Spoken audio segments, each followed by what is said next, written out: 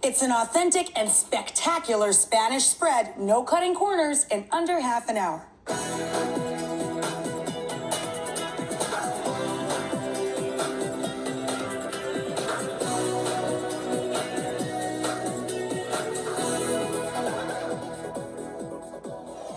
Now, I love getting really creative and coming up with cute and fun new ideas for 30-minute meals, but sometimes there's nothing like taking a classic dish and making a quick cook version, and that's what I'm doing today. I'm making chicken and chorizo with romesco sauce and some Spanish potatoes with kale and manchego cheese. Now, romesco, if you've never had it, it's a classic Spanish sauce that you can eat with just about any protein you like. It'd be delicious just on a piece of bread. Basically, it's tomatoes and peppers and garlic, a little splash of vinegar and olive oil. Today, I'm going to show you my version of that. The sauce itself doesn't take a long time to make, but I read a method in a magazine once, and the guy roasted his tomatoes and did this with the peppers. It really did take him quite a while, but in general, it's a great back pocket recipe for you to have, and you can use it in 100 different ways. Today, we're going to serve it up with some chorizo and some chicken. We're going to do this wonderful mashed potato mix on the side with some kale. I'm going to start because stale toasted bread is one of the ingredients in the romesco sauce. I'm going to heat up my oven here because I've got some leftover, really nice, good quality, kind of a peasant style white bread country farmhouse thing. Any stale bread will do. I'm going to toast up a couple slices of this in the oven. Out of the fridge, I'm going to grab the chicken. Now, for the chicken, you can go with white meat or dark meat. I would say portion 2 boneless, skinless chicken thighs or 1 boneless, skinless chicken breast per person. So I've got 4 portions here, 4 boneless, skinless pieces of breast. And you're going to need some Spanish-style chorizo. Some markets will have fresh Mexican-style chorizo over in the fresh sausage case, but you usually look for the Spanish-style chorizo next to the kielbasa in the packaged meats case. You don't know your hot dogs and that kind of thing. Let's see, what else am I going to grab out of here? Some parsley and some orange zest to put on our chicken. I think that's all we need for now from there. Let's see, I'm going to grab that. Oh, I'm going to grab the bread, but I'm also going to need a board to cut my chicken up on, so I'm going to grab that while I'm thinking of it. And then I need some smoked sweet paprika, or you can use regular if you don't like smoky flavors. You can use just a sweet paprika or smoked sweet paprika. And I've got some baby potatoes here and lots of garlic. Now, the garlic that I'm going to use in the romesco sauce, later, another key element are these Marcona almonds. You can get them right in the regular grocery store near the bulk food section, and they're toasted Spanish almonds. If you can't find them, of course, you can substitute regular sliced or blanched almonds and just toast them up yourself. But they're already toasted, so I thought, I'm going to make some really nutty garlic, sliced garlic, let it fry up, and let the oil cool down. I'm going to use that garlicky oil down in, and it changes the flavor of the garlic and makes it super nutty. So that's where I'm going to go with that. Let's get the potatoes working first, though, right? That'll take the longest, I think. And we'll get our bread toasted, too. 2 simple things, bread and potatoes. So like I said, I've got some stale bread here, a couple of thick cut slices. I'll pop them in the oven, let them do his thing. You can use leftover peasant bread, whatever you had for dinner the night before. And sometimes I keep stale bread in the freezer, too, for this thing, for making croutons or breadcrumbs. Let's do 3 slices, huh? Pop it in the oven. Let it toast up. I like it to dry out in the oven and get, all nice and crispy all the way through, rather than just pop it under the broiler. If you just pop it under the broiler, the outside gets toasty, but the inside is still a bit soft. So let it do its thing over there.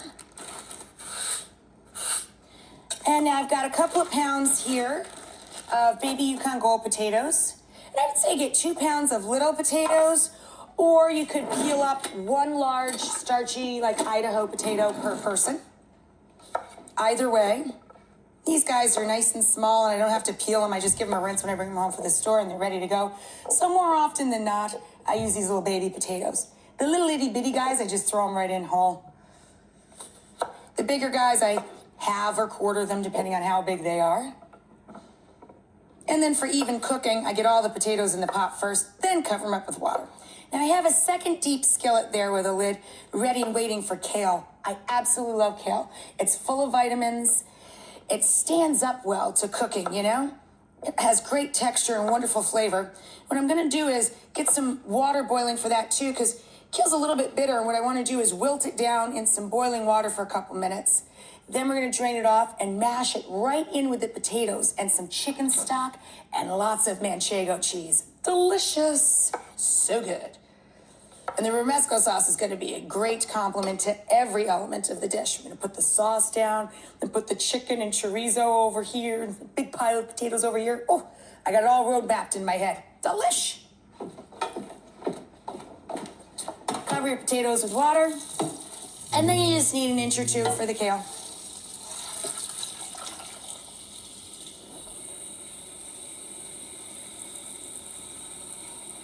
Here we go. I'll take this over there while this guy's filling up.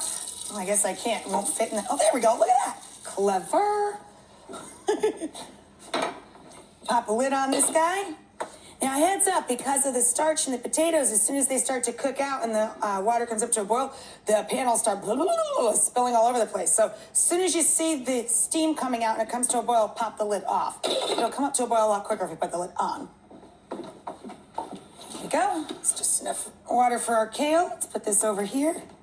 So yeah, the water, the salted water will just give the kale a place for the bitterness to go. We'll leave it in there a couple minutes, then we'll smash it up with our potatoes and cheese. Now let's get to work on our chicken. Well, actually, before I bring it up here, I'm gonna chop up the parsley.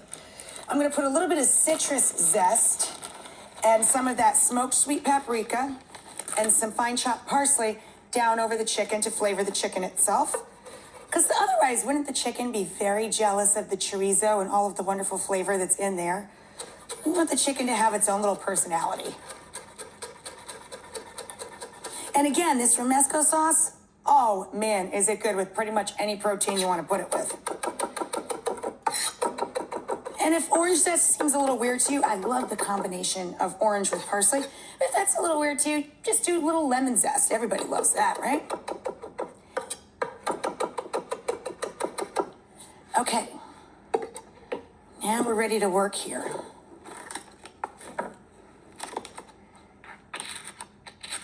Let's cut open our chicken. Oh, these are beautiful chicken breasts. You never know these days, right? They're all random weights. Some days the chicken breasts, they're all huge. They're like over 8 ounces each. Some days they're all little itty bitties. Look for 4 of the like size, of course, when you're doing this. You don't want everybody's chicken breast to have a different cooking time, right? Then you sprinkle some parsley down over these guys. Save some for side 2. A little bit of paprika, salt, pepper, and zest. Now, out of each chicken breast, I'm going to cut 3 big chunks. I'm going to make doot. You could do the same thing if you were using the boneless, skinless chicken thighs. Just for plating purposes, it looks pretty to have these big chunks. Salt and pepper. And that's side 1. I'm going to flip this over, do the same seasoning on side 2, and cut the chicken up. I might try and get the casings off the chorizo. You know, the casing can kind of peel away when you're cooking it, so I just make a slit and pull that off. I'm going to get some garlic peeled up. What am I looking for? My zester. I'll meet you guys right back here in a couple, okay?